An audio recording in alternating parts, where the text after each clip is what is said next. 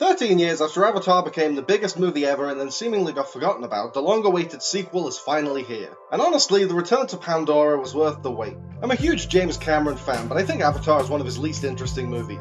It's a fun sci-fi adventure with unique, groundbreaking visuals, but it's not as tightly constructed as Terminator or as bonkers as True Lies or as daring and action-packed as Aliens. So I was excited about Avatar 2, but at the same time, I wasn't that bothered. And it turns out it's actually pretty damn good. Like its predecessor, Avatar The Way of Water isn't a perfect movie, but it is a treat for the eyes.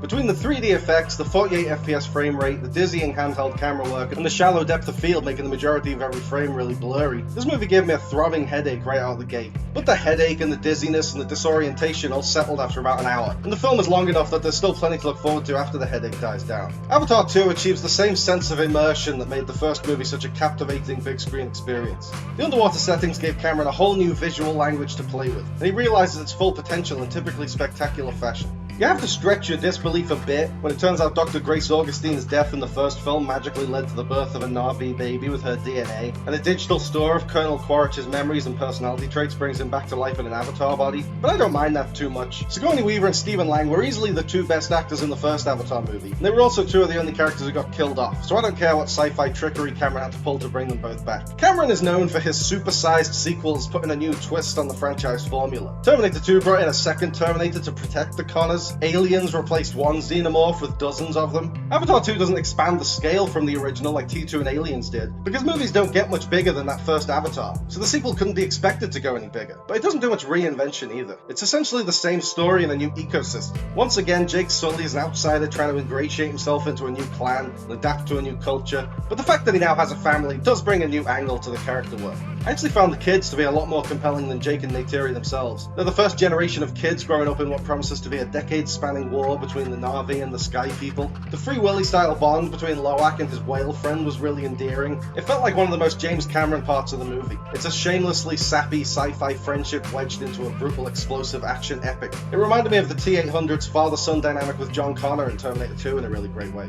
Took is a wonderful new character. She's like Gertie from E.T., the kid who's too young to really do anything but still steals the spotlight whenever she's on screen. It'll be interesting to see her grow up over the next few movies and evolve from the younger sibling who needs to be saved to a badass warrior who does the saving. The Kiri character was a bit distracting at first because the voice of Sigourney Weaver is so recognizable and we know she's not a teenager, but you eventually go along with it because she plays this curious kid really effectively. I hope she gets a clearer arc in the next few sequels. All she has in this movie are a few seizures and an unresolved quest to identify her biological father, which felt redundant to begin with because I'm pretty sure she has no father and she was created by Awa as a kind of Christ figure.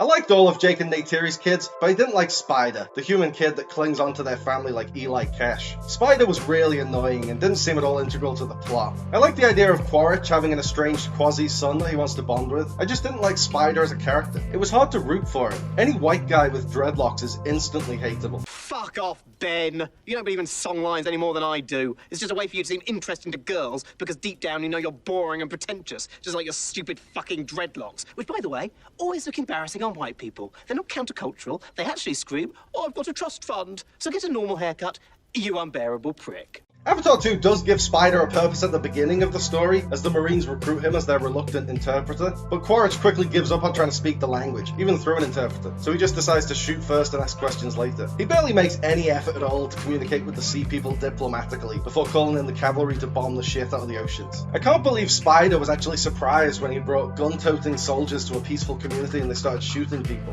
Like, what did he expect to happen? Cameron has apparently scheduled the entire 5-movie production around Spider so the actor wouldn't age out of the role. But frankly, I think Avatar 2 would have been a better movie if he wasn't in it at all. And now I'm worried he'll have bigger and bigger roles as the series goes on. And speaking of Cameron's ambitious 5-movie plan, the ending of The Way of Water provides no real resolution because there are still 3 more sequels to come. When Jake and Quaritch were fighting and their kids were trapped on the sinking ship, I thought they were going to put their differences aside and team up to save their kids when they realized they both had the common goal of protecting their children. It seemed like the natural way to resolve the theme that family is the most important thing. But that didn't happen. The kids saved themselves, Jake and Quaritch kept fighting until one of them stopped moving, and then Spider inexplicably saved his drowning father just so he could turn his back on him. I'm glad Lang will be back in part 3, but I think a more powerful gesture by Spider would have been to let his dad die. In a blockbuster landscape where CGI seems to be getting worse as studios are becoming much more demanding and working VFX artists into an early grave with absurd deadlines, the gorgeous effects of Avatar are even more welcome now than they were in 2009. In Marvel movies, CGI is a get-out-of-jail-for-free card that gives every frame a bland, digital, washed-out look. In Avatar, the CGI is a labour of love. But as visually stunning as it it is, The Way of Water is let down by a thin narrative. It's the exact same criticism that applied to the first film. That seems to be the trade-off we'll make with each of these Avatar movies. Simple stories brought to life with so much flair and imagination and innovation that they can sustain a 3-hour runtime with their immersive visuals alone. And frankly, I'm happy to make that trade. That's a better deal than you'll get with most big-budget movies these days.